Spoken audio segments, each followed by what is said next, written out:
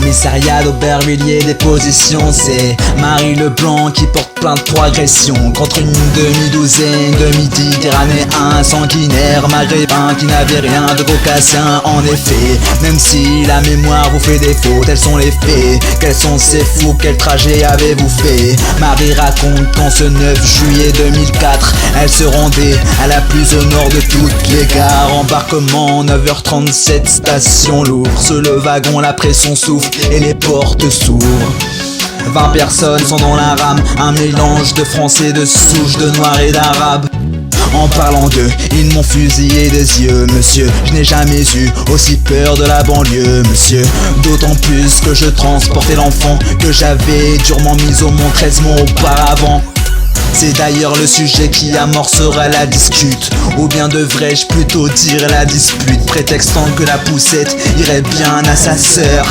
Ma dignité a fait les frais du premier agresseur. Un second trouve ma carte en fouillant dans mon sac.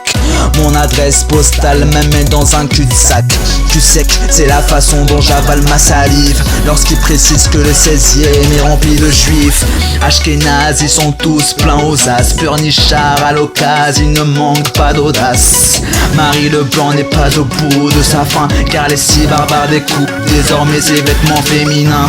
Elle sent le froid de la lame sur sa peau blanche. Les noirs coupent à l'arme blanche la chemise de Miss Leblanc.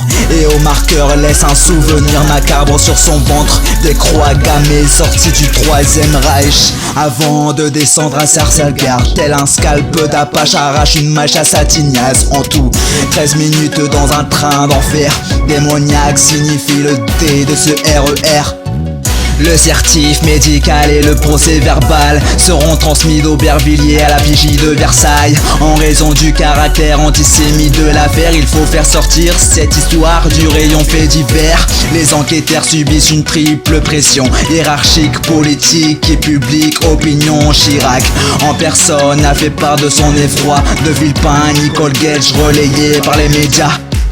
Le conflit palestinien nous pend au nez. Il est aux portes de la France, sur la Méditerranée. Il gangrène les banlieues, plongés dans la crise dont les ficelles sont tirées par des barbus. Marionnettisme islamiste de surcroît, ou du moins de surcroît. S'ils sont tombés sur elle, la prochaine fois ce sera sur toi.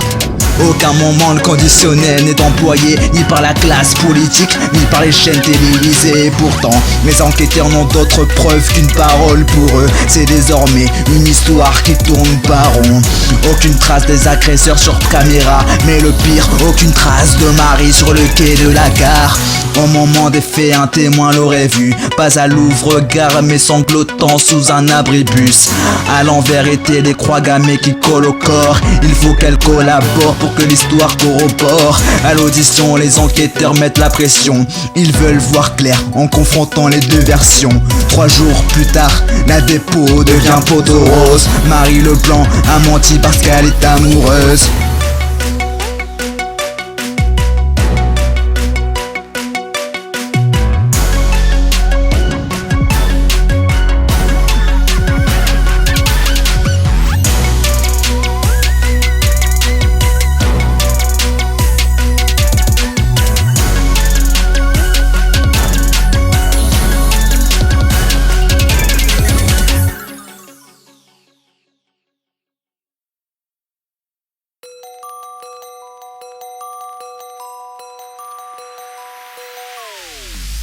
Commissariat d'Aubervilliers, déposition, c'est Marie Leblanc qui porte plainte pour agression contre une demi-douzaine de Méditerranéens sanguinaires maghrébins qui n'avaient rien de caucasien. En effet, même si la mémoire vous fait défaut, tels sont les faits. Quels sont ces fous, quel trajet avez-vous fait? Marie raconte qu'en ce 9 juillet 2004, elle se rendait à la plus au nord de toutes les gares. Embarquement 9h37, station Louvre. Sur le wagon, la pression souffle et les portes s'ouvrent. 20 personnes sont dans la rame, un mélange de français, de souches, de noirs et d'arabes. En parlant d'eux, ils m'ont fusillé des yeux, monsieur. Je n'ai jamais eu aussi peur de la banlieue, monsieur. D'autant plus que je transportais l'enfant que j'avais durement mis au monde 13 mois auparavant. C'est d'ailleurs le sujet qui amorcera la discute. Ou bien devrais-je plutôt dire la dispute, prétextant que la poussette irait bien à sa sœur. Ma dignité a fait les frais du premier agresseur. Un second trouve ma carte en fouillant dans mon sac. Mon adresse postale m'amène dans un cul-de-sac. Tu sais que c'est la façon dont j'avale ma salive lorsqu'il précise que le 16e est rempli de juifs. Ashkénazes, ils sont tous pleins aux as. Pleurnichards à l'occasion, il ne manque pas d'audace. Marie Leblanc n'est pas au bout de sa faim, car les si barbares découpent désormais ses vêtements féminins. Elle sent le froid de la lame sur sa peau blanche. Les noirs coupent à l'arme blanche la chemise de Miss Leblanc. Et au marqueur laisse un souvenir macabre sur son ventre. Des croix gammées sorties du 3e Reich. Avant de descendre à Sarsagaard, tel un scalp d'Apache arrache une mâche à sa tignasse. En tout, 13 minutes dans un train d'enfer. Démoniaque signifie le D de ce RER.